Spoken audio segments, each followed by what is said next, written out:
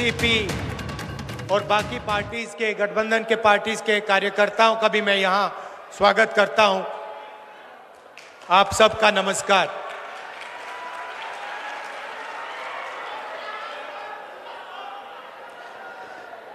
ये जो लड़ाई है, ये विचारधारा की लड़ाई है। एक तरफ कांग्रेस पार्टी और इंडिया गठबंधन, दूसरी तरफ बीजेपी आरएसएस। हम कहते हैं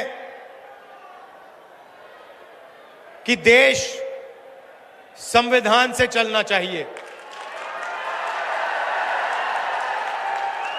और प्रधानमंत्री कहते हैं कि ये खोखली किताब है, इसमें कुछ नहीं लिखा है।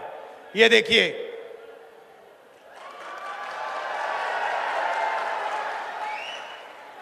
ये किताब खोखली सिर्फ आरएसएस के कार्यकर्ताओं के लिए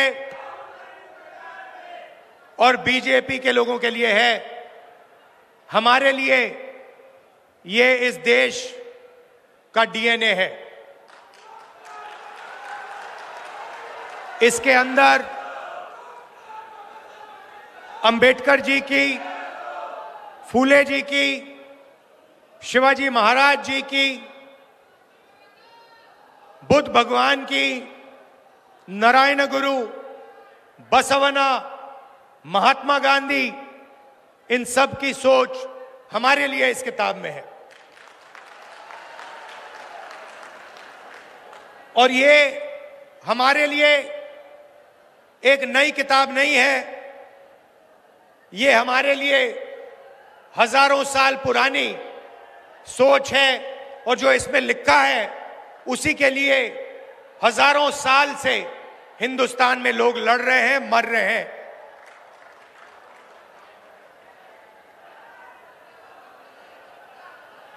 प्रधानमंत्री और बीजेपी के लोग बंद कमरों में छुपकर इस संविधान की हत्या करते हैं। मैं आपसे पूछना चाहता हूं, जब महाराष्ट्र की जनता से उनकी सरकार चोरी की गई,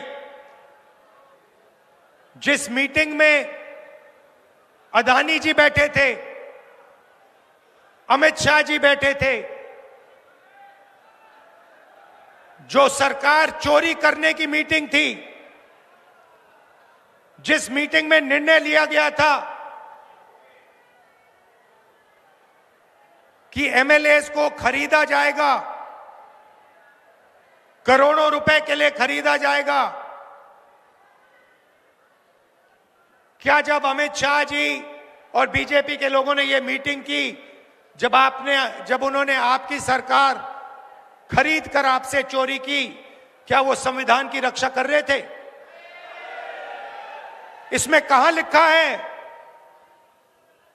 कि करोड़ों रुपए देकर महाराष्ट्र की जनता की सरकार को चोरी किया जाए? कहां लिखा है? मुझे दिखा दो।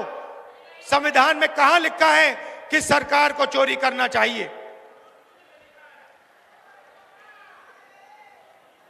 और आज महाराष्ट्र में हर एक व्यक्ति को मालूम है वो सरकार क्यों चोरी की गई थी।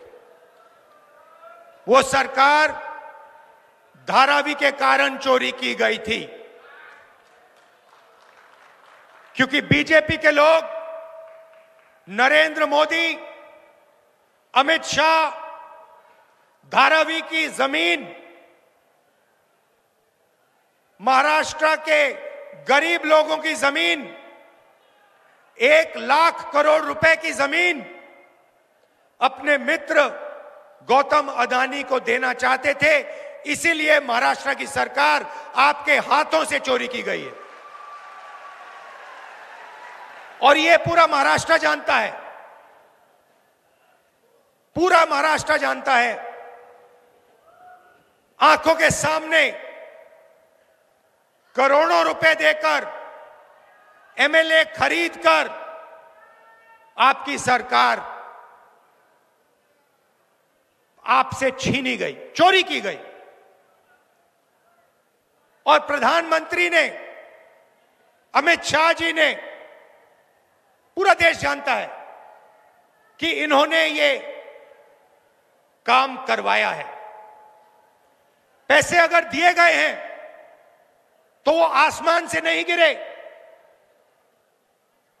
हिंदुस्तान में 40-50 करोड़ रुपए कोई ऐसे फ्री में नहीं देता है। आपने कभी देखा है कि फ्री में कोई 40 करोड़ रुपए, 50 करोड़ रुपए किसी को दे रहा है? नहीं, सौदा हुआ था। धारावी की जमीन का सौदा हुआ है। इसीलिए एमएलए को करोड़ों रुपए दिए गए। कहां से आए? किसने ऑर्डर दिया? पूरा देश जानता है, बोलने की भी जरूरत नहीं है। पूरा देश जानता है कि जिस पैसे से एमएलए खरीदे गए उसको बांटने का ऑर्डर किसने दिया। महाराष्ट्र का 6 साल का बच्चा जानता है। और फिर प्रधानमंत्री आते हैं और कहते हैं कि राहुल गांधी रिजर्वेशन के खिलाफ है। मेरी बहन मुझे बता रही थी कि उन्होंने मोदी जी का भाषण सुना और उस भाषण में मेरी बहन ने मुझे कहा कि जो हम बोलते हैं वही मोदी जी आजकल बोल रहे हैं। पता नहीं, शायद मेमोरी लॉस हो गया है।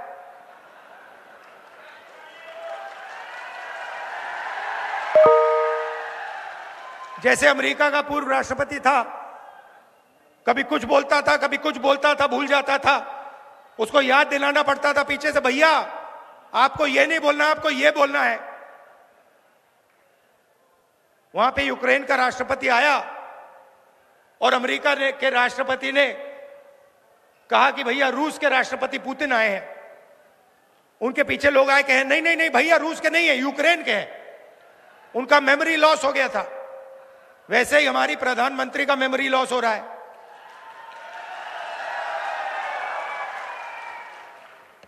पता नहीं, शायद अगली मीटिंग में आपके पास आएंगे, कहेंगे भैया महाराष्ट्र की सरकार सोयाबीन के लिए 7,000 रुपए देती है प्रति क्विंटल। मैंने कहा कि बीजेपी कॉन्स्टिट्यूशन पे आक्रमण कर रही है। वो कहते हैं कांग्रेस पार्टी संविधान पर आक्रमण कर रही है। हर भाषण में मैं कह रहा हूं, मैं इसको लेके खड़ा हो रहा हूं, कह रहा हूं कि भाई इस पर बीजेपी आक्रमण कर रही है। 1 साल से मैं बोल रहा हूं। मोदी जी को पता लगा कि लोगों को गुस्सा आ रहा है, तो मोदी जी कह रहे हैं, राहुल गांधी कह रहा है कि राहुल गांधी संविधान पर आक्रमण कर रहा है। मैं हर मीटिंग में कहता हूं कि 50% की रिजर्वेशन की जो दीवार है उसको हम तोड़ के परे कर देंगे। लोकसभा में मैंने नरेंद्र मोदी जी के सामने बोला कि 50% की जो रिजर्वेशन की दीवार बना रखी है, जिसको आप नहीं तोड़ना चाह रहे हो, उसको हम लोकसभा में तोड़ के दिखाएंगे।